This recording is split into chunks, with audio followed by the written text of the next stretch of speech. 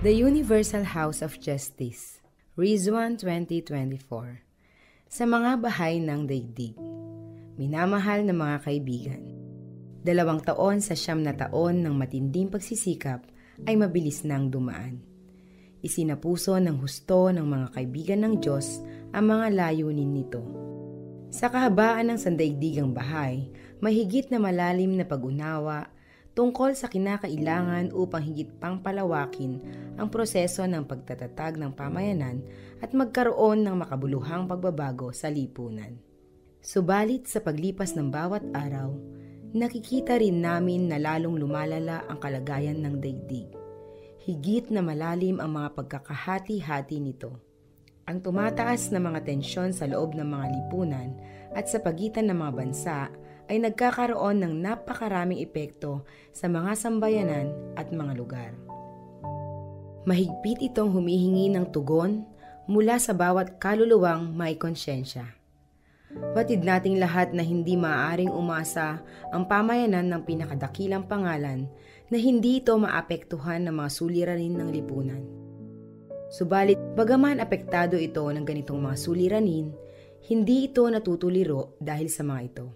Nalulungkot ito sa pagdurusa ng sangkatauhan, subalit hindi ito napaparalisa dahil dito.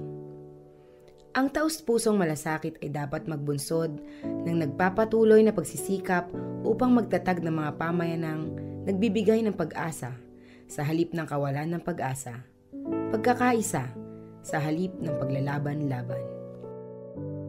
Malinaw na inilarawan ni Shoghi Effendi kung paanong ang isang proseso ng patuloy na lumalalang pagsama sa mga gawaing pantao ay nagaganap ng kaalinsabay sa isa pang proseso. Ang proseso ng pagbubuo, na sa pamamagitan niyon, ang arko ng kaligtasan ng tao, ang huling kanlungan ng lipunan ay itinatatag. Ipinagdiriwang namin ang makita sa bawat bansa at rehiyon na abala ang mga tunay na nagsasagawa ng kapayapaan sa pagtatatag ng kanlungang ito. Nakikita namin ito sa bawat kwento ng isang puso na pinaririkit ng pag-ibig sa Diyos, na isang pamilyang nagbubukas ng tahanan nito sa bagong mga kaibigan, sa mga nakikipagtulungan na ginagamit ang mga katuroan ni Baha'u'llah sa pagharap sa isang suliranin ng lipunan, sa isang pamayanang pinalalakas ang kultura ng pagsuporta sa isa't isa, sa isang kapitbahayan o nayon na natututong magsimula at ipagpatuloy ang mga kilos na kinakailangan para sa sarili nitong espiritual at material na pagsulong. Sa isang lokalidad na pinagpala sa pag-usbong ng isang bagong spiritual assembly.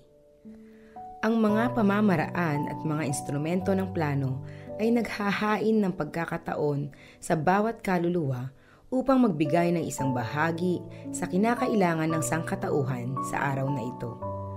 Malayo sa pagbibigay ng isang panandaliang panghaplas sa mga sakit ng kasalukuyang panahon, ang pagsasagawa ng plano ay ang paraan upang mailunsad sa bawat lipunan ang mga prosesong pangmatagalan at nakatutulong na mamukadkad sa magkasunod na mga salinlahi. Itinuturo ng lahat ng ito ang isang mahigpit at di maiiwasang kapasyahan. Kailangang magkaroon ng patuloy at mabilis na pagtaas sa bilang ng yaong mga nagtatalaga ng kanilang oras, ng kanilang lakas, ng kanilang pagtutok sa tagumpay ng gawaing ito. Liban sa simulain ni Baha'u'llah ng kaisahan ng sangkatauhan, saan pa makatatagpo ang daigdig ng isang larawang isip na sapat na malawak upang pagkaisahin ang lahat ng magkakaibang mga elemento nito. Liban sa pagsalin ng larawang isip na iyon sa isang kaayusang nababatay sa pagkakaisa sa pagkakaiba-iba. Paano pa magagamot ng daigdig ang mga bitak sa lipunan na humahati rito? Sino pa ang maaaring maging lebadura na sa pamamagitan niyon ang mga sambayanan ng daigdig ay makatutuklas na isang panibagong paraan ng pamumuhay? Isang landas patungo sa namamalaging kapayapaan.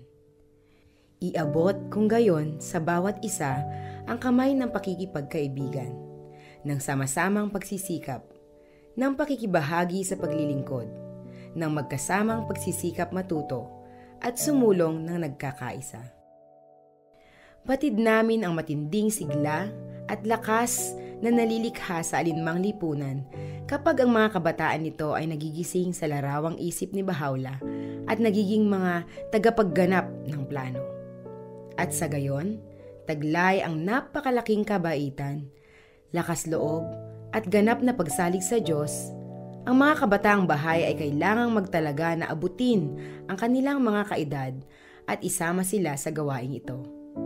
Ang lahat ay dapat sumulong, subalit ang mga kabataan ay dapat lumipad. Ang mahigpit na pangangailangan ng kasalukuyang panahon ay hindi dapat maglingid sa natatanging kaligayahan na nagmumula sa paglilingkod. Ang panawagang maglingkod ay isang panawagang nakatataas at nakasasaklaw sa lahat. Inaakit nito ang bawat kaluluwang matapat, kahit yaong mga nagpapasan ng mga alalahanin at mga tungkulin.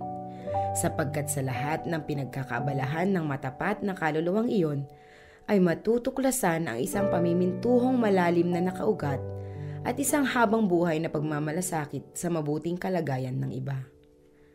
Ang gayong mga katangian ay nagkakaloob ng pagkakaugnay-ugnay sa isang buhay na napakarami ang mga pangangailangan.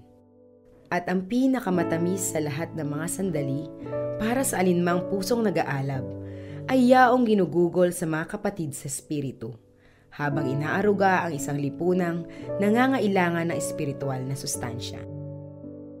Sa mga banal na dambana, habang nag-uumapaw ang mga puso, nagpapasalamat kami kay Bahawla na ibinangon kayo at sinanay kayo sa kanyang mga gawi.